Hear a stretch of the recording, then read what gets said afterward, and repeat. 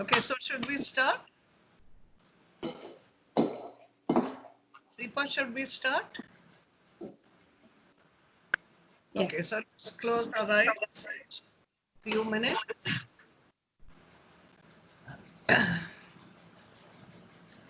And invoking the power of the Guru Hanuman in the Ramayana, we'll chant Om 3 times out loud. Breathing out, breathing in. Om.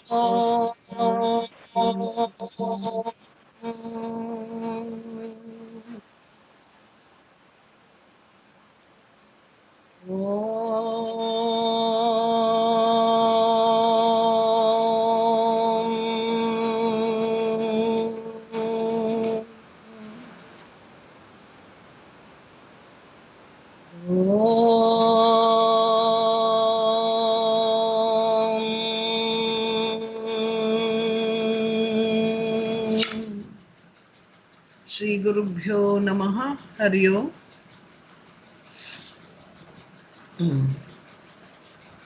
So, this time we were going to see Indrajit, right? We didn't do Indrajit last time.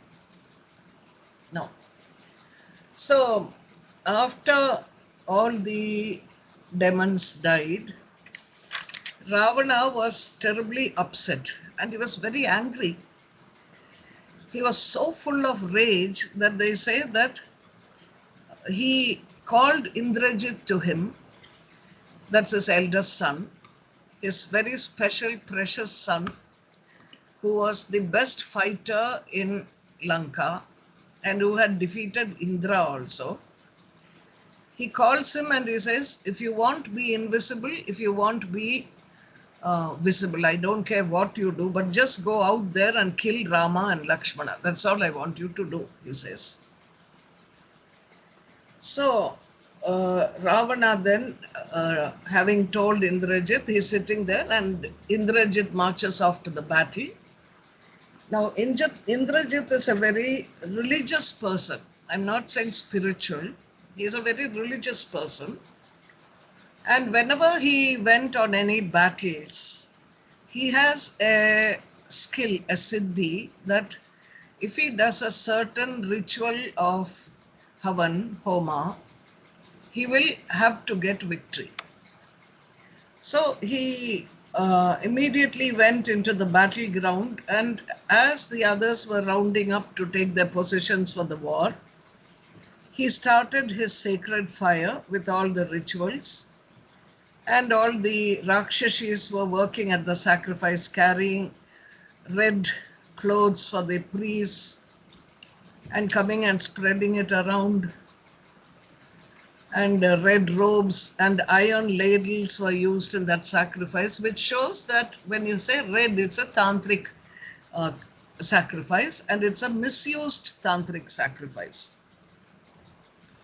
So he comes in, this is to get victory in what you're doing, and in itself there's nothing wrong with it. It's a good tantric sacrifice, but it depends upon what you use that power for, what do you use that success for. And he didn't use it for very good purposes.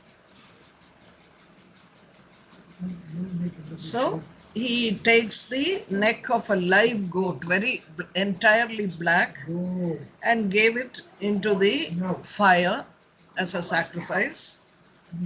You remember the goat in Manipura Chakra, that is the mountain goat, is the animal of the Manipur Chakra. And what does it signify? It signifies that the capacity to jump from one peak to another is easy for the mountain goat.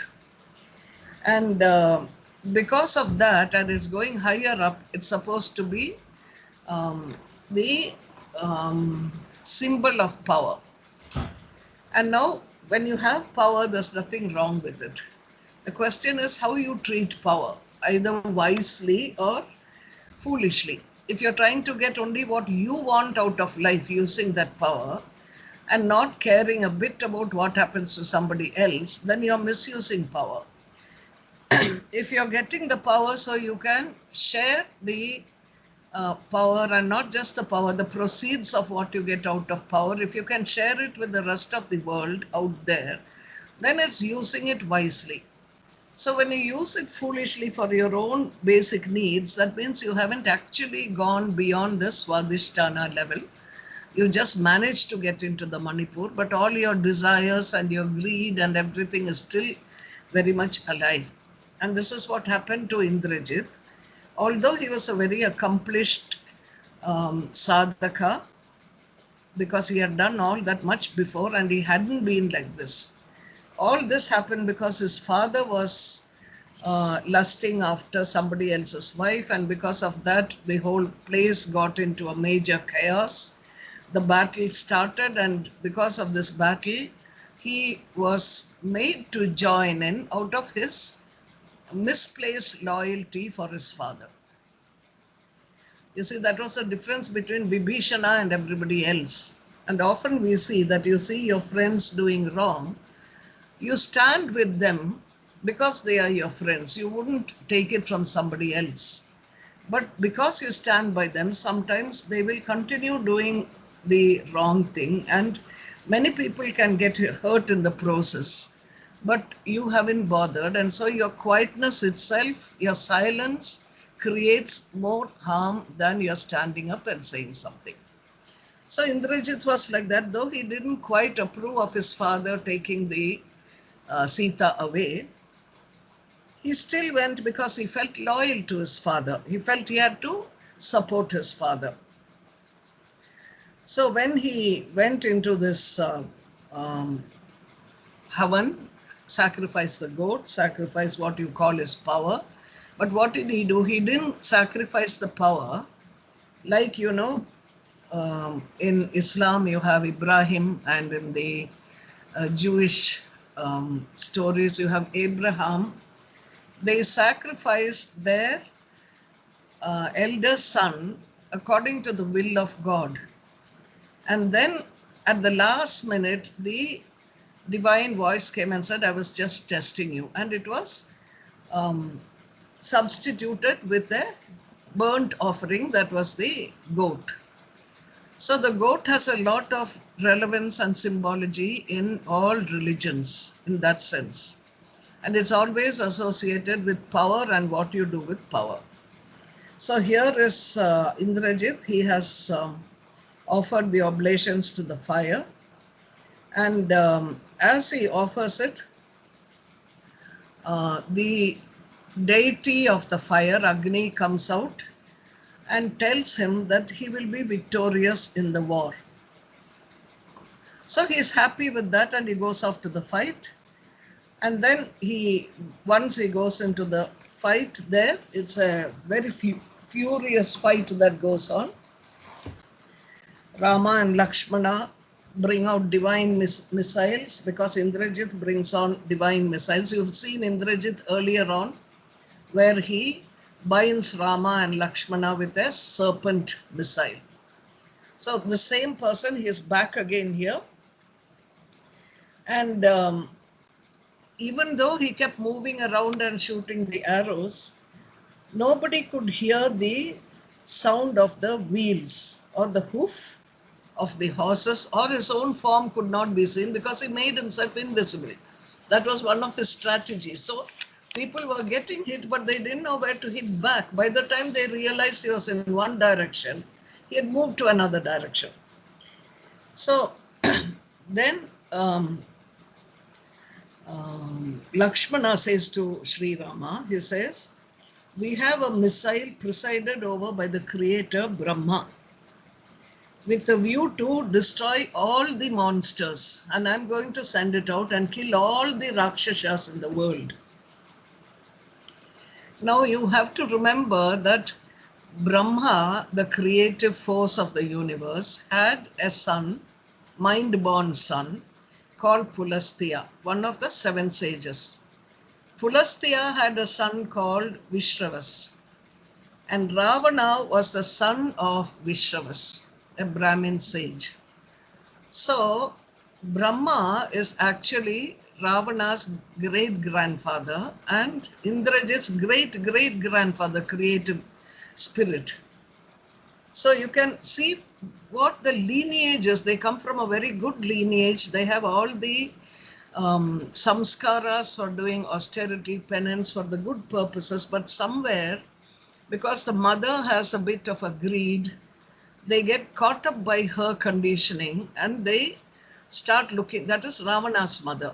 And he goes off the cliff, sort of, he has everything that he needs. He's an excellent scholar, he's a great musician, he composes ragas, he is a Vedic chanting person, he has subdued all the Pancha Mahabhutas, the body, he has subdued the higher energies which give you certain amounts of power. He has gone almost right up to the top.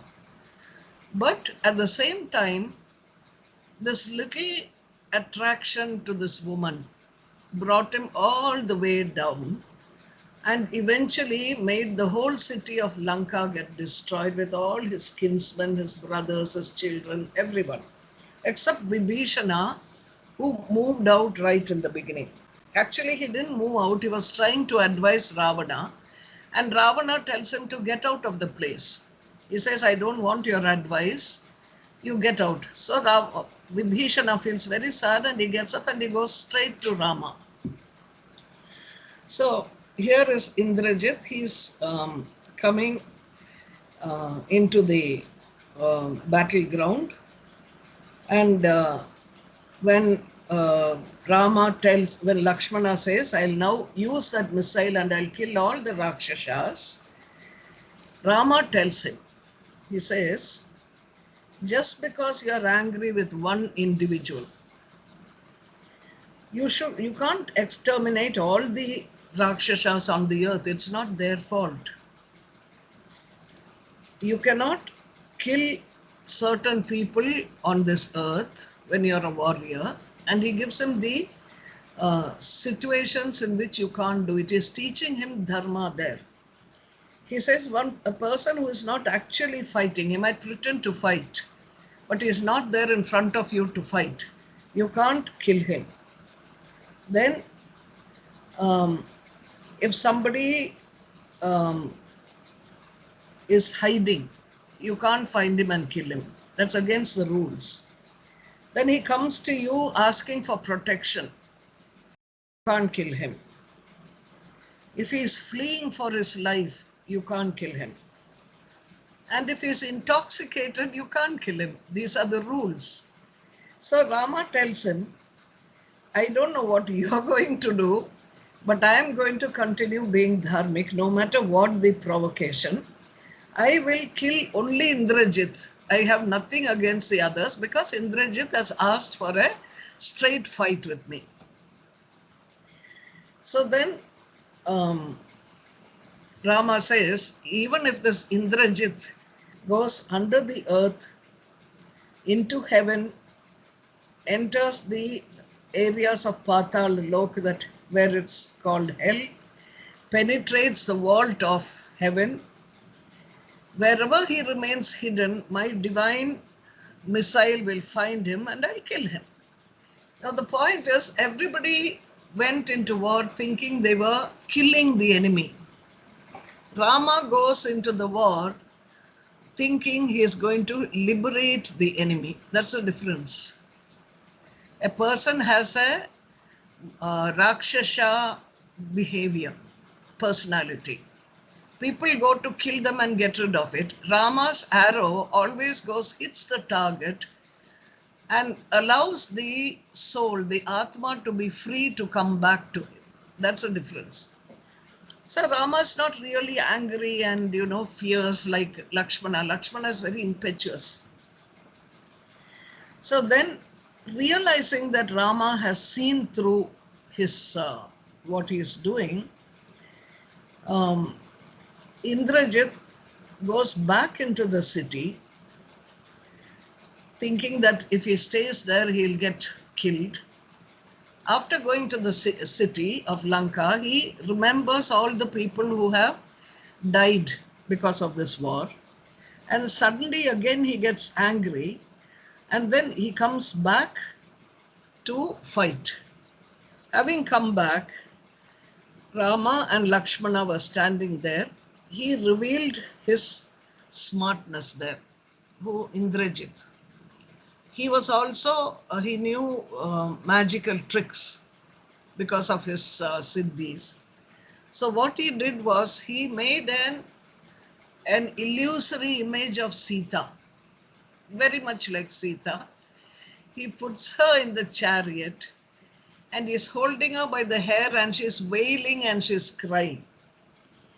And he wielded his sword up and down, and the people thought that, the monkeys thought that, oh my God, he's got Sita. How dare he touch her like that? Even his father didn't have the guts to do it. That itself should have shown them that they could not, that could not have been Sita. Because if you touch Sita, you can be burnt. She's Agni, she's fire. So Hanuman comes, even he gets carried away. He takes a mountain peak and then he stands in front and he attacks Indrajit. And he looks at this Sita and he thought, this is the Sita I saw. And there's no doubt about it. Same way she was crying and she looked exactly the same.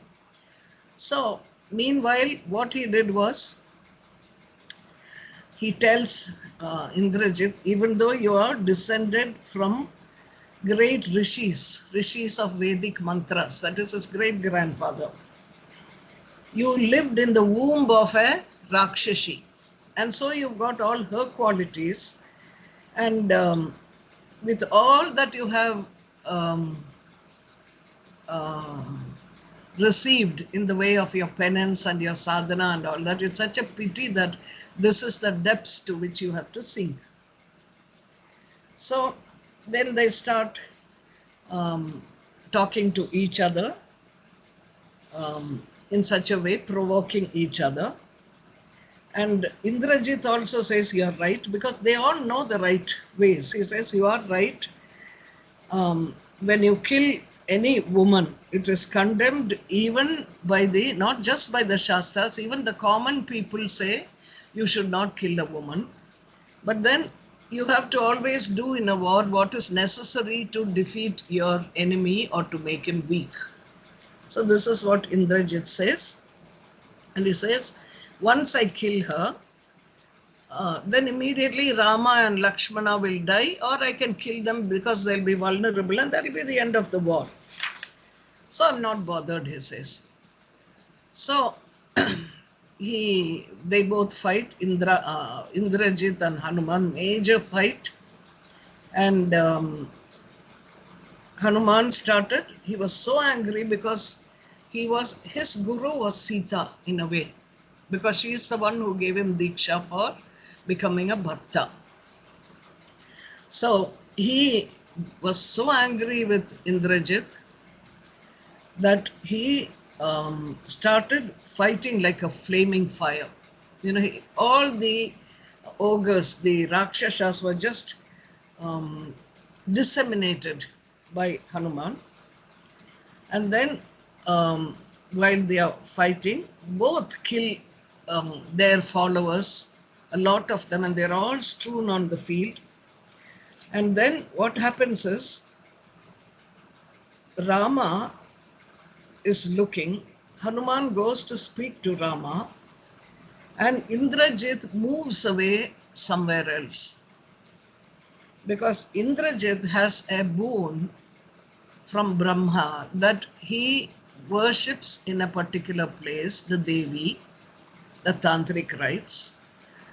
And at the end of that tantric rite, he has to complete it, and then he has to move towards a big tree called the Nikumbila tree. If he reaches that tree, then he wins that war. But if the enemy intercepts him and fights with him before he reaches that tree, he will lose. Nobody knew the secret except Vibhishana.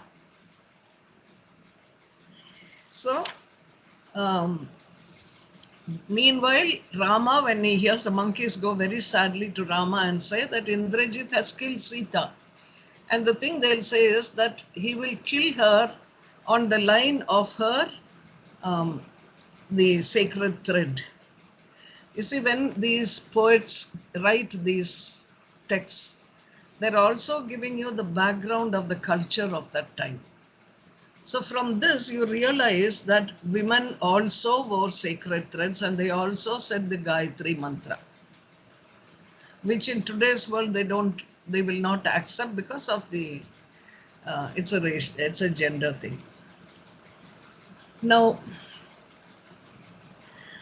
Rama tells Hanuman to Jambavan, he says, Hanuman is fighting there with Indrajit.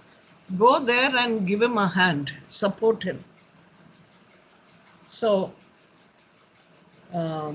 meanwhile, because he heard about Sita, Rama faints, and Lakshmana goes to Rama and he tells him he's lying in a faint, but he can still hear, just weak and he's fallen. Lakshmana goes to him and he's so angry, he tells Rama, he says, you're always talking about dharma and virtue. He says, whoever was saved by sticking to the right way. The right way doesn't help anybody. Neither does virtue cause happiness, nor does the lack of virtue create difficulty.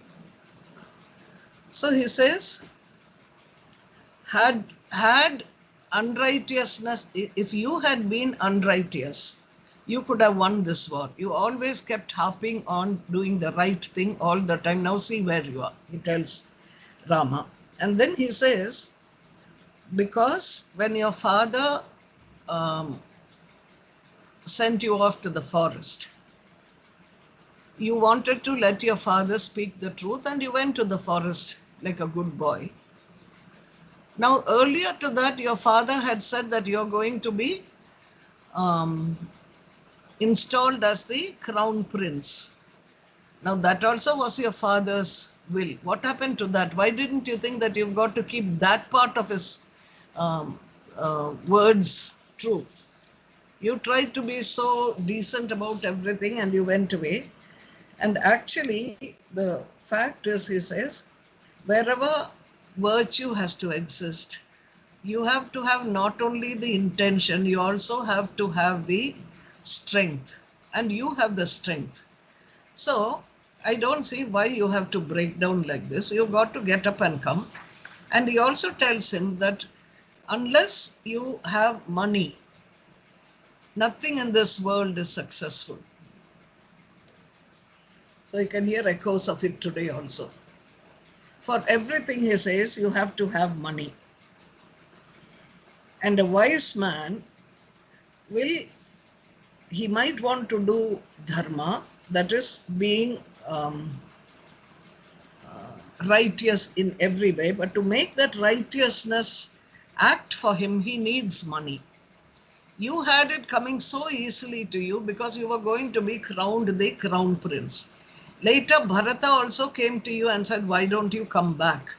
Now, if you had any sense, he tells him, you would have gone back, taken the throne, and then done what dharma you need to, righteousness you could have done with all that money that you would have had. But you were stupid enough not to give that any importance. You said just standing in the righteousness can help. So he tells him, it's worse if people don't have money and if they are poor, then at least you can exonerate them. But when people already have money and you're born in such a noble family that you have so much support, people care for you, the people wanted you to be back, and then you gave up all that and just came to the forest. That giving up itself was a wrong thing that you did, he says. And he says, wealth cannot be gained by a penniless man, even if he goes around hunting for it. But if you want to have pleasure in life, if you want to conquer pride, anger, control the mind, all these become effective only when you have wealth. You see, for example, if you have enough wealth, you don't have to go and rob somebody because you can buy your food. If you didn't have anybody and you were starving or your child was starving, for example, you would go and take from somebody else because you want to feed that child. So he's bringing in this relative idea of morality to Rama only because he's so mad with Rama for being so straight and then landing up in this mess. Then he says to him, okay, I said all this, I didn't mean all this. I only said it to make you get up from your lethargy. He said, why don't you recognize that you are the Supreme Spirit? And you have intelligence. I want you now to get up and destroy Lanka with everything. We can't do anything about Sita now that she's destroyed, but let's destroy Lanka. Then Vibhishana arrives there, and Vibhishana says to him, to Rama, Rama was half dead because he's given up after Sita has been killed. So he talks in such a way that Rama, lying down there, hears him. So he says, I know that Hanuman told you that Sita has been killed. And he says that's as absurd as drying up of the sea. He will never cause her to be killed. Who? Ravana. She cannot even be perceived by the wise, leave alone being killed. Now he's talking of Sita, of the higher, the Sukshma Sharira of Sita. Sita was Bhumi Devi. Sita was a form of Kali in a sense. Tara. So he says, you should go to Nikumbila, because once he pours the oblations into the fire, he'll want to run to reach the tree. That's when we have to intercept him and kill him before he reaches that tree. So he says, you are far too upset, I know, but send Lakshmana. And along with the monkey army, we'll go and we'll handle it. So then, even hearing this, Sri Rama, who was so upset, couldn't realize what Vibhishana was saying. And he tells him, I want you to repeat this to me. What is this you're talking about, Nikumbila and the tree and Indrajit and all? Will you please tell me all that over again? So Vibhishana says that Lakshmana is a person who can defeat Indrajit. Nobody else can defeat him because Lakshmana has not eaten for 14 years. He has not slept for 14 years. So, much later at the coronation of Rama, Lakshmana will nod and drop the umbrella he's holding. So Rama says, what's happened to you? He says, I don't know, I'm feeling very sleepy. Because Nidra Devi, or the goddess of sleep, has come to him and he's told her, don't come to me for 14 years. I have to be alert all the time. So he's supposed to have kept awake. And then Lakshmana asks, he also hasn't eaten anything for 14 years. So Rama is amazed. That is during the coronation. He says to Hanuman, go look in the caves that we lived in and see if there's any food there. So he finds that there isn't any food, except there are certain 5 or 6 items there. And he says, so you must have eaten these 5 things. So he says, no.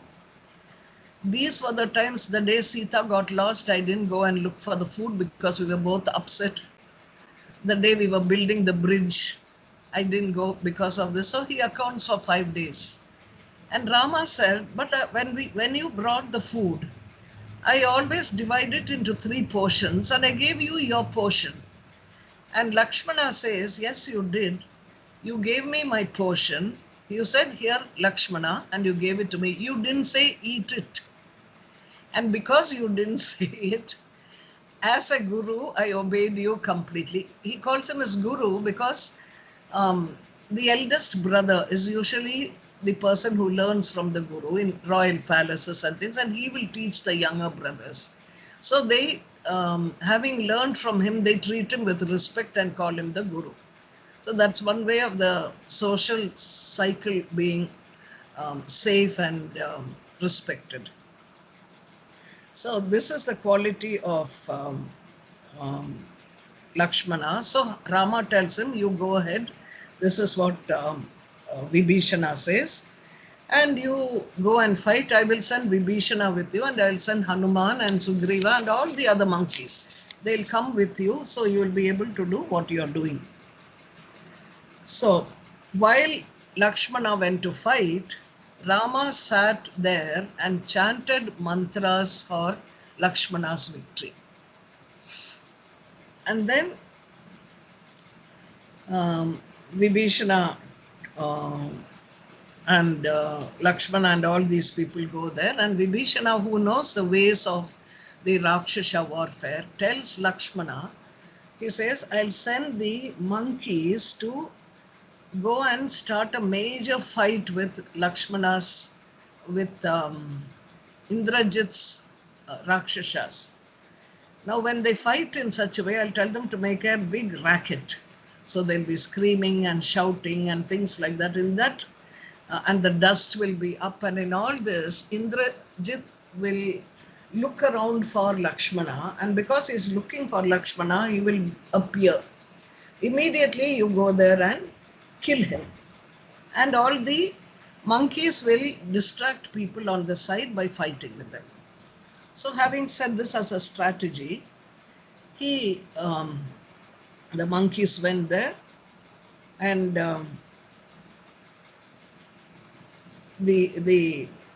they created a din, and it started getting dark because of the trees, the shade of the trees. It was getting to be evening. Indrajit had not finished the ritual, the Havan. He did not finish it because he was at the end. And just then, when they made such a racket, he quickly got on his chariot and he went searching for Lakshmana. So now he's visible. He hasn't completed the sacrifice. And Vibhishana tells him that you are not going to return alive, because you won't be able to reach that Nikumbila tree before Lakshmana comes, because Lakshmana is here standing in front of you. So then they say that it was such a havoc that was happening between the Rakshasas and the monkeys, that when the monkeys went there to fight, there was so much dust, and the Rakshasas thought that Indrajit was fighting everywhere. They thought that Rama was there. So what they did was, when it started getting dark and dusty, they were so scared that now they are being beaten, and they started seeing Rama everywhere. That they thought Rama, if any Rakshasa died, they said, oh my God, see, Rama has killed that Rakshasa. And the Rakshasas also thought that way. So what happened was, whoever they looked at, their own colleagues, their own soldiers, they saw them as if Rama is killing somebody. Because when you think about the danger so much, whatever you look at, it becomes dangerous. So that's why they say hatred binds, love liberates. Because what you hate and what you're afraid of will always be with you. When you love, then you let it go. So these Rakshasa soldiers, all Indrajit's people, started seeing Rama everywhere. Anybody fell anywhere, there's, oh my God, Rama is there. Rama is here, see, that's Rama. This is the beginning of liberation for the Rakshasas. Because you start seeing God in everything and everywhere. It's like a darshan of the divine in everything and everywhere. So for them, they were after all following their king. They were born due to some reason of karma in the past, where they were born with the Rajas guna and Tamas guna, and then their king, loyalty to the king, made them go into all sorts of different ways to protect themselves. So this is how they started doing it, and immediately that they started going through all this, um,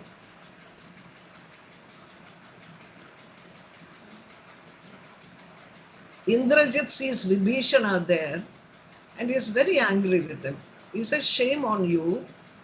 You had a brother, and in our families, we stand by our own family. We don't go over to the enemy's side. And you who had a brother like Ravana who looked after you so much, gave you so much affection, you turned to the enemy's side and you betrayed him. I shouldn't have expected anything better from you," he says. And Vibhishana says to Indrajit, he says, "Don't talk big to me." He says, "Of course, I was born in the race of Rakshasas, but by the grace of God, I got a Sattva Guna. So I did not want to go around killing people and harming people and thieving and stealing. That's the way I lived my life, and you know that also. And just because I told Ravana to go ahead and not to take the girl Sita away, and I told Ravana, okay, why don't you return uh, Sita to Rama and ask him for his pardon? It will be even a good alliance for you if you have Rama on your side. Ravana was so angry with me that he threw me out of the kingdom. What do you think I would do? Sit there and beg him? He says. Then he says there are three things that one should not do, the Dharma Shastra says. One is you do not take someone else's property. That's thieving. Then you don't sleep with somebody else's wife. And the third thing is you are over suspicious with your friends. These three qualities, if you have, it will lead to destruction. Some people, you have good friends, but you're always suspicious that, she said this because she meant that sort of thing. These three things can build up and cause your destruction. And this is what I told your father. He's telling Indrajit. And I had to leave him and come away because neither Lanka can exist, nor will your father, nor will all these people standing behind him, because he's done all these three mistakes. And then he threw me out. So he says, if you manage to survive Lakshmana's arrows, you will be saved. Or if you manage to reach the tree before Lakshmana shoots you, you will still be okay. But it won't be possible for you because you are just here and the tree is so far away and Lakshmana is already here. Then Lakshmana and Indrajit have the same fight like that. Indrajit comes on a golden chariot and Lakshmana is sitting on the back of Hanuman. Hanuman is taking him for the fight. He has no chariot. He's been in the forest. And then when Indrajit looks at Lakshmana on the back of Hanuman and he says, "You're such a kid and you're talking so big as if you can fight with me, as if you're my equal. You're nowhere there. I came here only to kill Rama. But in any case, now that you're here, I'll kill you straight off." So Lakshmana tells him, "You brag like a hero. You're going on boasting as if you're a hero. But you were no hero because you used all your invisible tricks to fight with somebody. You didn't come straight forward, just like your father dressed up as a rishi and kidnapped Sita. Neither of you have the guts to come in front of Rama and fight with him straight in a confrontation." So then this way they kept provoking each other. And then they eventually start getting ready for the real fight. And at that time, Lakshmana twangs his bowstring. And Indrajit becomes a bit pale.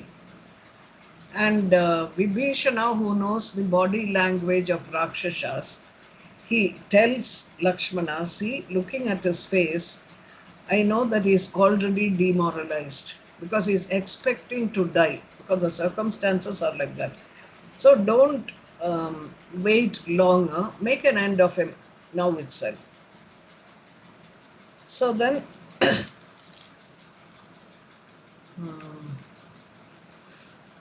Indrajit pierced Lakshmana with 7 shafts of arrows and Hanuman with 10 sharp-edged arrows.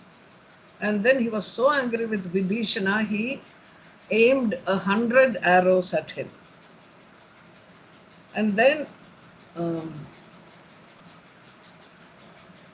Indrajit was wounded. Lakshmana shot his, what do you call his kavacha, his armor. And then neither of them were tired though. Neither Indrajit nor Lakshmana were tired because they were both full of that energy and that curiosity. Then, meanwhile, what Lakshmana does is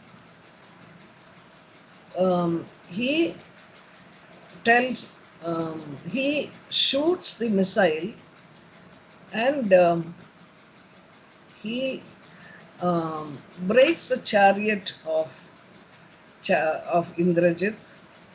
Then the monkeys kill the horses. Lakshmana kills the charioteer. And eventually, Vibhishana says, see, Indrajit is the last support of Ravana. And nothing else is left of his army. And he tells the monkey chiefs, don't stand idle. Go on and start fighting. And Lakshmana asks him, why don't you fight also here? So Vibhishana says, I am Indrajit's uncle. I stand in the position of a father to him. In other words, he is like my own son. Even though I wish to kill him, tears cloud my vision. So I cannot see properly to fight with him. So Indrajit and Lakshmana started fighting, and as they kept fighting, it was a very, very fierce fight. And the quarters, that is the 4 sides and the 8 sides, everywhere there was a darkness. Since his chariot went away, he asked for another chariot, got into another chariot, Indrajit, and he went into Lanka, came back again, and he again went to Lakshmana and Vibhishana. Then he takes a bow and he says a mantra to the arrow. That is, he gives that arrow the Indrajit, that is the power of being able to kill somebody. And when he sent it, Lakshmana took another arrow and chanted a few mantras, and that split Indrajit's arrows.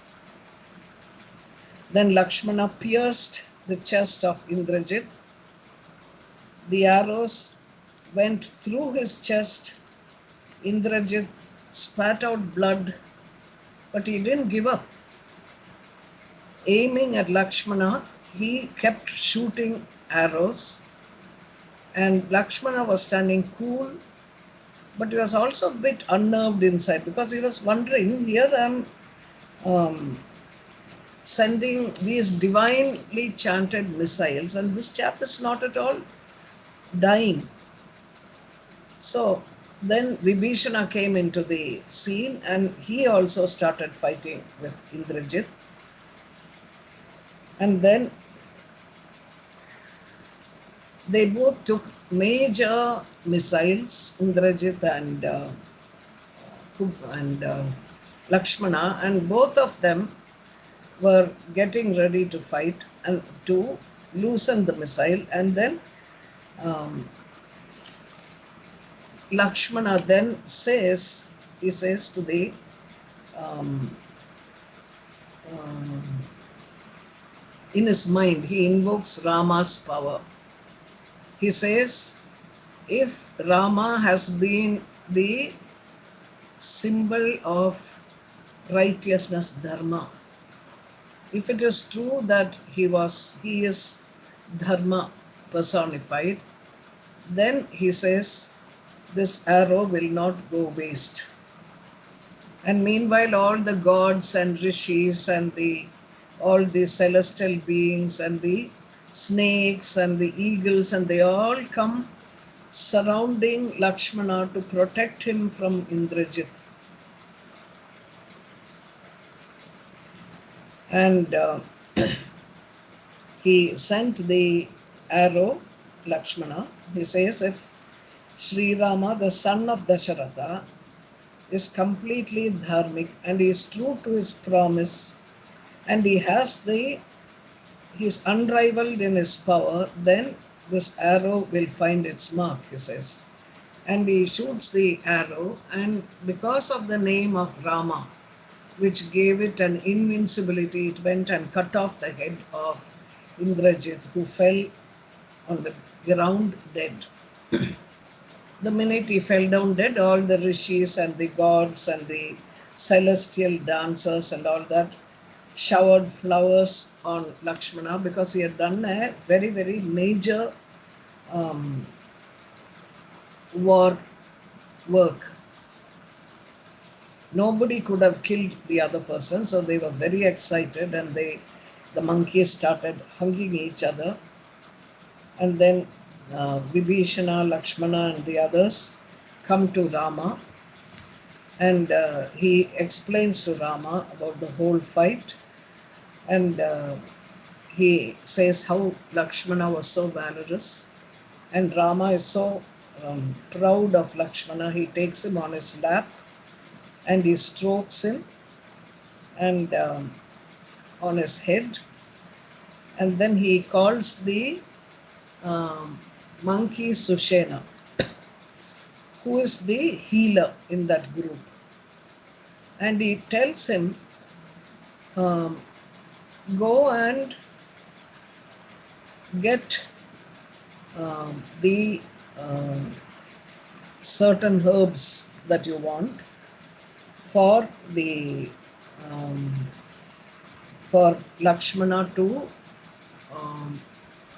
be healed of his um, of his injuries, and not just him, all the other Rakshasas also should be healed. So then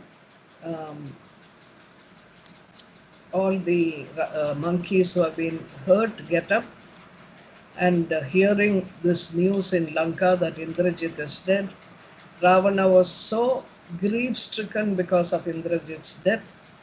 His mind was distracted, and he says, he talks to Indrajit in his heart. He says, you who were able to kill all the Rakshasas, you were able to kill the gods, you were able to defeat Indra himself, and such a son of mine, how did you go and die in this battle? And he says, all this is happening because of Sita.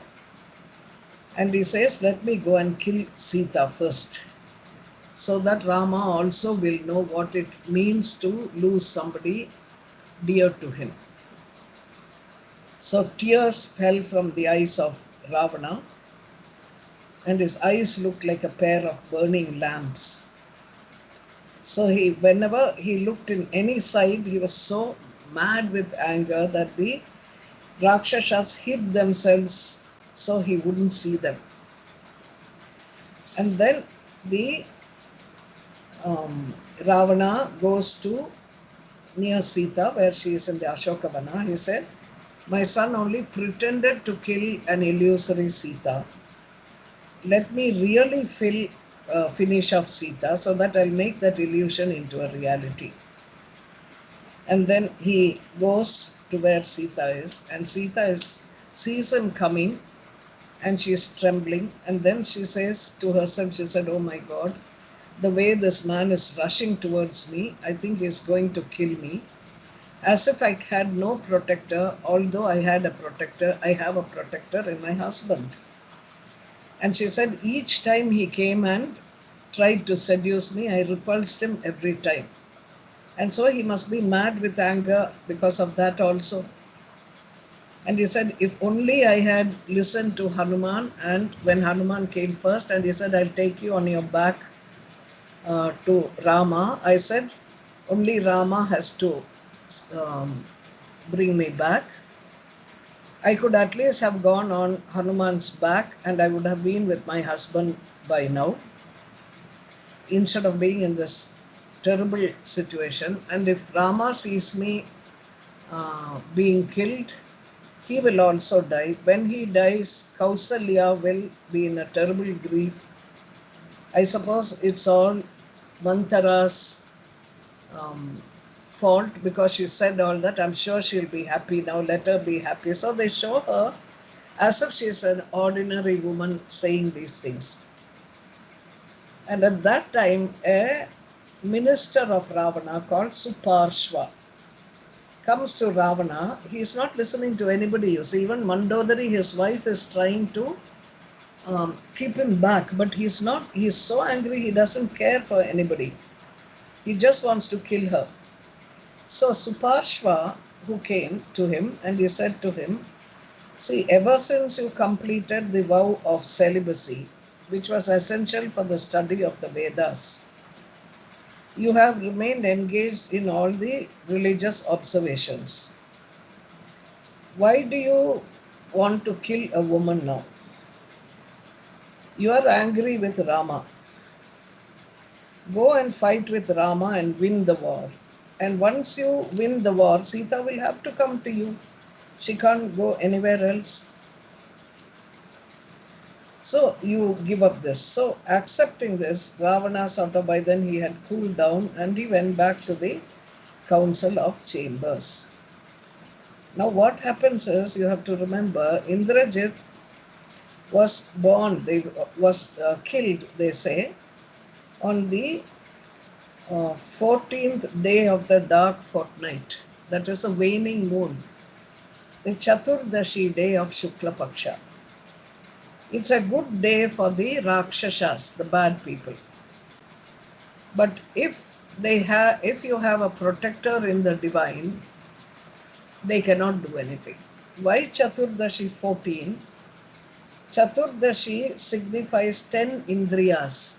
That is 5 karmendriyas, 5 jnanendriyas, and 4 antakarana. That is manas, buddhi, ahankar, chitta. So once your body and your mind are there, they can lead you into any trouble. That's what they say on Chaturdashi, or wherever the 14 are.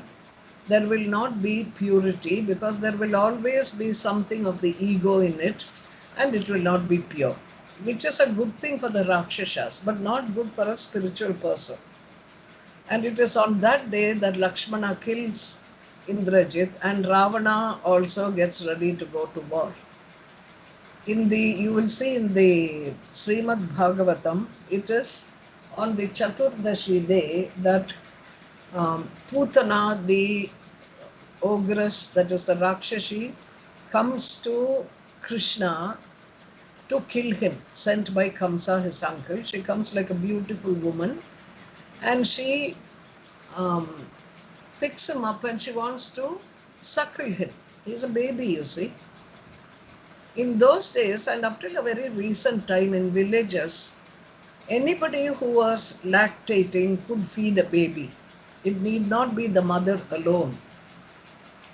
So sometimes a very loving woman who's lactating, because she too has a baby, can come, and out of affection she can take the baby to her breast. So this is how Putana came, and on that same day, Krishna sucked the poison out of her, while he was suckling her milk. And then she started feeling the pain and dizziness, and she knew she was dying. She said, leave me, let go, she said. And this little Krishna, who was just learning to speak, said to her, he said, my mother never taught me to let go. She always put me somewhere and said, hold tight, hold tight. So I can't let go, he says. And that is how he sucks out the poison, and he gives Putana liberation from that uh, body that she had. And now Ravana is coming back to fight, and the Rakshasas who are fighting while waiting for Ravana to come back, again they see Rama wherever they look. Thousands of Ramas on the battlefield, and sometimes they saw only one Rama, and sometimes they saw the bow of Rama revolving like a firebrand because he was so quick with it. Sometimes they saw the Sri Rama himself like Sudarshan Chakra, because the Sudarshan Chakra is part of the body of Rama. And they were all exterminating each other because they couldn't recognize who was who. And Vibhishana looks at that and he's amazed that Rama, with such a wonderful power of using these mystic missiles, who is this? And Rama tells him, it could be only in me, such a skill. Meaning that he is none other than Vishnu, or it can be in Shiva. It cannot be in anybody else. So then Ravana is getting ready to come, and all the Rakshashis are um, crying, lamenting in Lanka loudly so everybody can see them. They all came together in groups. They had lost their husbands, their sons, their kinsfolk, and they said, how did this? They started blaming Surpanaka. They said, how did this woman who had a sunken belly dare to approach Rama, who is charming like the god of love? How strange that seeing that young man, young boy, with such might and devoted to the good of all created beings, this ugly woman, Surpanaka, who deserves to be killed by people, was stung with ardent love. You see, this is a form of bhakti also, Surpanaka's, because if you stand in front of the Lord, or the Lord appears in front of you, the divine, the supreme Paramatma comes in front of you, whoever you are, you cannot help falling in love with the divine, because that is as your source. So that is how Surpanaka fell in love with him. But the point was, she thought of him in a sensual way and not as the in a devotional way. And that is why she got into trouble. So they said it's because of her that this whole enmity has happened between Ravana and Rama, and Sita was carried away. However, they all say he won't be able to lay his hands on Sita, even though he's made such an enemy of Rama. And then they say, look at Rama, as soon as he found Sugriva, he restored his throne to him. He killed single-handed 14,000 Rakshasas, just this one Sri Rama. He killed Kara and Dushana, who were very famous, notorious Rakshasas. He killed the mighty Vali. And he says, when Vibhishana tried uh, advising Ravana did not follow the advice and he threw out Vibhishana. Now, because of him, my son, my brother, my husband, everybody has been killed. That's what they were all crying. Either this person is Rudra, the god of destruction, or Vishnu, who is the protector of the three worlds. And during all this, they say, we see all the evil lakshanas. Lakshanas means evil omens that is happening. Because this Ravana, when he did the um, penance and he was asked to ask for any boon he wanted, they are saying, this is what the ogres are saying. He was stupid enough to say, I cannot be killed by gods or demons. And he did not even get security from human beings. Now, since the human being like Rama has come here, I'm sure he will die in their hands. And all this, when they are talking and howling away, um, the one of the ogres says, and Ravana remembers also that Shiva had told him uh, when that he had Shiva had told the gods who had gone to him and said, "Save us from Ravana." Shiva had gone to the gods and he had said, "Don't worry. One day a woman will appear and she will bring about the destruction of all the Rakshasas who were harassing the gods. Employed by the gods, this woman who is destined to put an end to the ogres will devour us all, including Ravana. She is Kali, time. Time swallows everybody, you see, when the time comes. And he says, because of this, we feel that nobody can give us protection.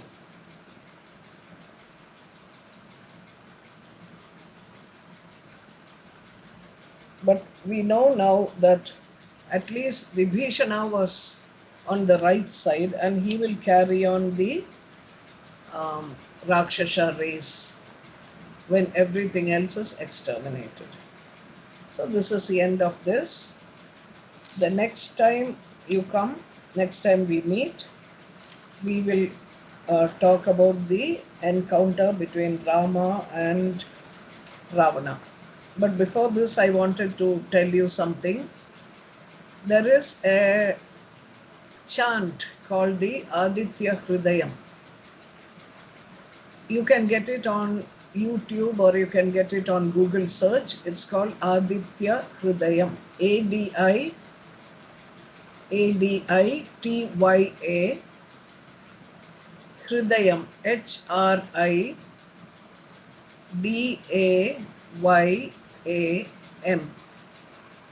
Aditya Hridayam. You will find plenty of it. It's a chant. You will even get it written down in Google search. You will get it written down with the meanings.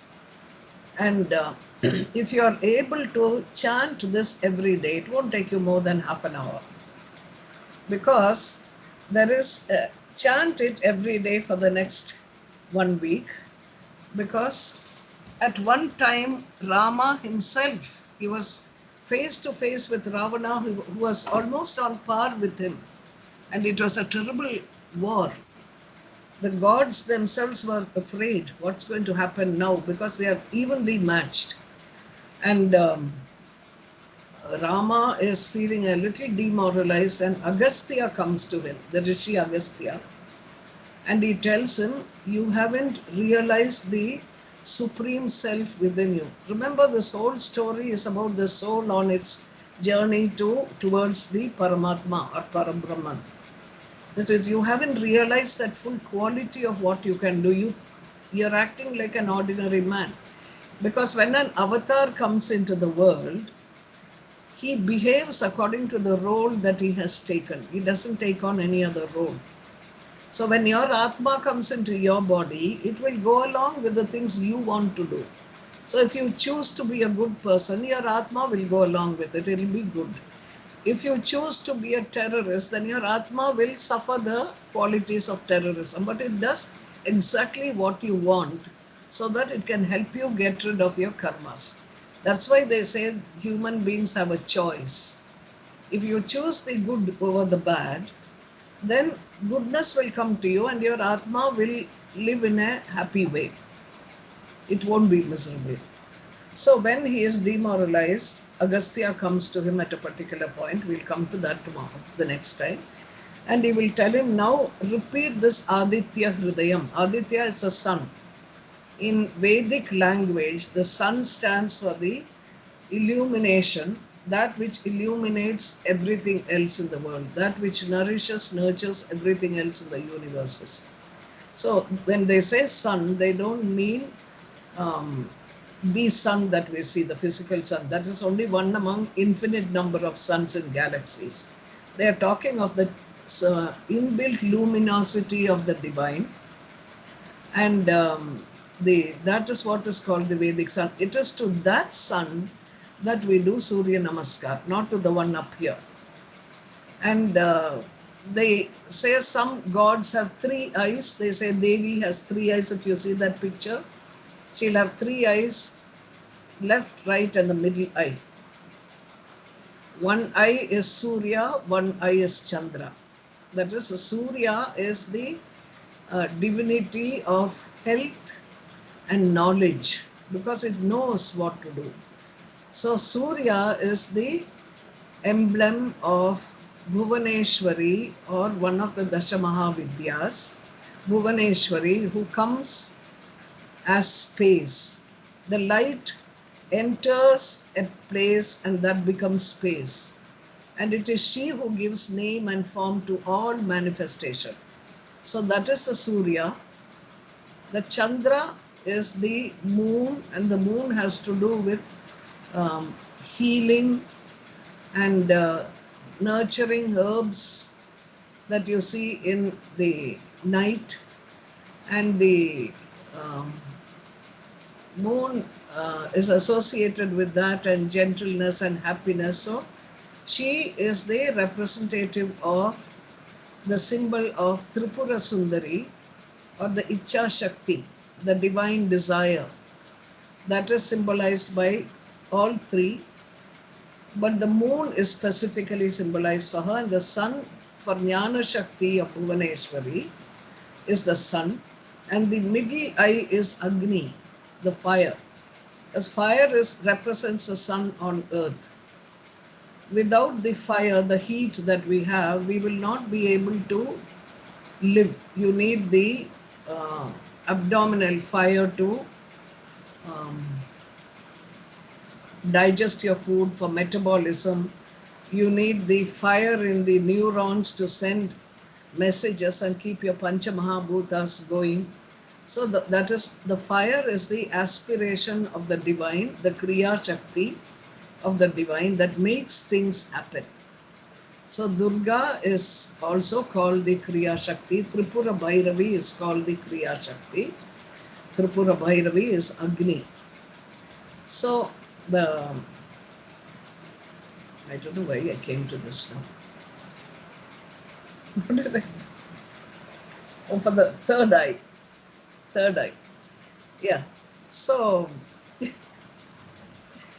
you have these three eyes, and Agni is the fire that Sita is. Now the next, or the class after that, when we see what happens to Sita and what happens with the fire and all that, that's a different topic altogether. So Agastya tells him, do the Aditya Hridayam. That is that chant which will awaken the knowledge, the Jnana Shakti within you, and you will realize that you are the supreme divine. You are not just a Kshatriya prince who came to keep his father's name pure and going. You are the supreme being. When you know that, you will be able to win in any war. In other words, illusion will leave you. So that is what all of us are struggling with. We are all part of the divine, but we all think, somebody thinks they are Janar, then someone thinks this is Dharmaketi, and someone thinks this is Atmadeep. We all get so tied up with the body and its identification, we forget that we are sparks from that same one fire. So he says, do that.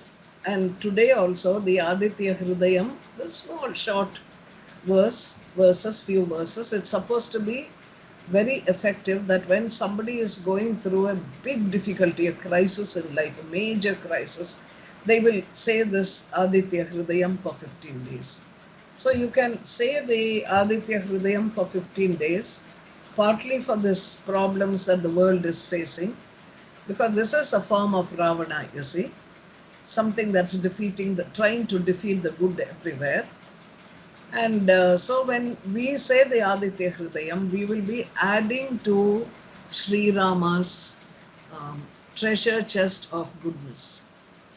So tell Sri Rama that in this mighty war that you're going to do, we are also here with you. We are going to stand with you and help you. So we are doing the Aditya Hridayam for you. So everybody chant it once every day till we come to, and who knows, what changes will happen in your lives and my life. So, so it's 11:41. If you want to ask any questions, you can. Otherwise, we can close. Annapurni. There is this girl here, I call her Annapurni because whenever I go to the US, she feeds us. I can't hear you. Thank you. So she is at Atlanta. And if you go there, I bet she'll feed you also.